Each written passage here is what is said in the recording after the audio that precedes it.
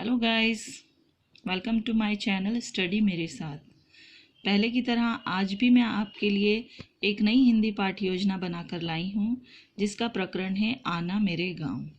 अगर आप मेरे चैनल पर नए हैं तो प्लीज़ मेरे चैनल को सब्सक्राइब कर दें, और अगर आपको हिंदी की और लेसन प्लान चाहिए हो तो मेरे चैनल पर जा सकते हैं। वहाँ पर आपको कई क्लास की लेसन प्लान मिल जाएंगे, और डिस्क्रिप्शन बॉक्स में भी मैंने लिंक डाल दी है, आप उसमें भी क्लिक करके देख सकते हैं।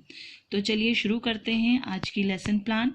आज हमारी एक व्यूअर्स ने रिक्वेस्ट की थी कि आना मेरे गांव पर लेसन प्लान बनाइए, तो मैंने आज अर्जेंट में जो है ये वीडियो डाल रही हूँ। तो चलिए स्टार्ट करते हैं। हिंदी पाठ्य योजना के लिए आपको ये बॉक्स बनाना पड़ते हैं। विषय, कक्षा, दिनांक, कालांश, अवधि, अध्यापिका। कोई सी भी पाठ्य योजना बनाएंगे तो उसमें ये ज़रूर आते हैं। आप उसका विषय हिंदी, जो भी विषय ले रहे हैं, हम हिंदी ले रहे हैं तो हिंदी कक्षा सेकंड। दूसरी है दिनांक डाल दीजिए, कालांश जो भी आपको लगे, पहला दूसरा डाल सकते हैं। अवधि, एक पीरियड का टाइम 40 मिनट ही होता है या उससे ज़्यादा भी हो सकता है, और अध्यापिका का नाम आप यहाँ पे लिख सकते हैं। अब इसका प्रकरण हमने लिया है आना मेरे गांव। आना मेरे गांव एक कविता है जिसके सामान्य उद्देश्य हैं बच्चों में हिंदी भाषा के प्रति रुचि उत्पन्न करना, बच्चों के शब्द भंडार में वृद्धि करना, वाक्य में उपयुक्त शब्दों की शुद्धता एवं अशुद्धता समझने की योग्यता उत्पन्न करना, बच्चों की कल्पना शक्ति का विकास करना। अब इसके विशिष्ट उद्देश्य आ जाते हैं। बच्चों को आना मेरे गांव नामक कविता पढ़ाकर गांव के महत्व को समझाना। यानी जो आना मेरे गांव है वो गांव पर आधारित एक कविता है जिसकी महत्व उसमें बताया गया है। अब इसमें सहायक सामग्री लग जाएगी चौक, डस्टर, चित्र व मॉडल आदि। अब पूर्व ज्ञान में अगला पॉइंट है पूर्व ज्ञान। उसमें आ जाएगा बच्चे गांव के बारे में सामान्य जानकारी रखते हैं। पूर्व ज्ञान के बाद हमारा अगला पॉइंट है प्रस्तावना, यानी छात्र अध्यापिका क्रियाएं और छात्र क्रियाएं। ये दो ब्लॉक आप बना लीजिएगा इस तरह से। तो इसमें छात्र अध्यापिका क्रियाएं यानी टीचर जो है अपने बच्चों से कविता को समझाने से पहले कुछ क्वेश्चन करती है, कुछ सवाल करती है, वो इसमें लिखे जाते हैं।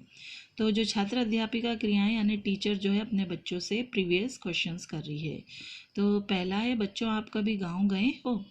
तो कुछ बच्चे हाँ में उत्तर देंगे और कोई ना में। फिर जो बच्चे टीचर पूछेगी जो बच्चे गांव गए हैं उन्होंने वहाँ क्या क्या देखा, तो नदी, तालाब, खेत, बैलगाड़ी, पेड़ पौधे आदि। ये बच्चे जवाब देंगे। गांव और शहर में क्या अंतर है, ये टीचर अगर बच्चों से पूछेगी तो अभी बच्चे दूसरी कक्षा में हैं तो ये उनके लिए समस्यात्मक प्रश्न होगा। अब उद्देश्य कथन, अगला पॉइंट आ जाएगा उद्देश्य कथन। उसमें आ जाएगा बच्चों आज हम आना मेरे गांव नामक कविता का अध्ययन करेंगे। इसकी प्रस्तुतिकरण में आ जाएगी, यानी कि बच्चे मैम जो हैं अपनी क्लास में जो छात्र अध्यापिका क्रियाएं हैं वो आ जाएगी। इसमें भी बॉक्स बना लीजिएगा और पॉइंट में लिख दीजिएगा छात्र अध्यापिका शुद्ध उच्चारण के साथ कविता का वाचन करेगी, और जो बच्चे हैं वो ध्यान से इस कविता को सुनेंगे।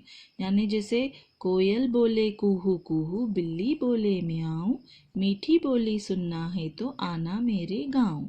आगे भी इसमें बहुत सारी कविता की पंक्तियां थी तो मैंने उसको लिखी नहीं है यहाँ पर। फिर उसके आगे पॉइंट मतलब ये मैम पढ़ती जाएगी उसके, और जो बच्चे हैं वो ध्यानपूर्वक कविता को सुनेंगे। नेक्स्ट पॉइंट इसमें आएगा कि अध्यापिका जो है टीचर है बारी बारी बच्चों को कविता का वाचन करवाएगी, यानी दोहराने को पीछे पीछे बोलेगी कि इसको पढ़िए, तो बच्चे बारी बारी कविता का वाचन करेंगे। तो ये आपका प्रस्तुतिकरण में आ गया। नेक्स्ट आ जाता है कविता का भावार्थ, यानी कविता को समझाएंगे अपनी भाषा में। कविता आना मेरे गांव कविता में कवि गांव के महत्व को बताते हुए कहते हैं कि आजकल शहरों में कोयल की मीठी आवाज़ और बिल्ली की म्याऊं म्याऊं की आवाज़ सुनाई नहीं देती, तो अगर कोयल की मधुर वाणी सुनना है तो मेरे गांव आना पड़ेगा। गांव की महत्व बताते हुए कवि कहते हैं कि वहाँ बंदर तो डाली डाली कूदते हैं, साथ ही बरगद की छाँव में बच्चे खेलते हैं, और बड़े बूढ़े सभी गांव की शुद्ध हवा का आनंद लेते हैं जो शहरों में नहीं देखने को मिलता है। गांव में नाव चलाने वाले दिखाई देते हैं, बच्चे गिल्ली डंडा खेलते नजर आते हैं, जो शहरों में अब दिखाई नहीं देता है। तो कवि कहता है सच्चा सुख पाना हो तो आना मेरे गांव।